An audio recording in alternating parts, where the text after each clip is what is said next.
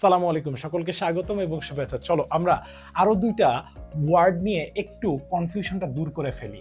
সেটা হচ্ছে যে প্রেজেন্ট পারফেক্ট কন্টিনিউয়াস বলো, পাস্ট পারফেক্ট কন্টিনিউয়াস বলো অথবা ফিউচার পারফেক্ট কন্টিনিউয়াস বলো, এই পারফেক্ট কন্টিনিউয়াস থাকলেই আমাদের সিন্স এবং ফর আসে। সিন্স কখন ব্যবহার করা হয় এবং ফর কখন ব্যবহার করা হয় এটা আমরা আজকে খুব সহজ উপায়ে দেখার চেষ্টা করব।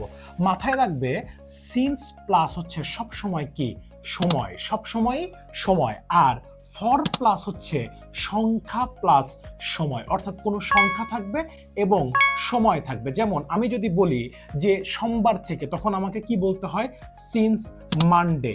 আমি যদি বলি যে জানুয়ারি থেকে, সিন্স JANUARY জানুয়ারি, সিন্স 2012। ঠিক আছে, কিন্তু যখনই ফর ব্যবহার করতে যাই তখন আমাদের এটা মাথায় রাখতে হবে।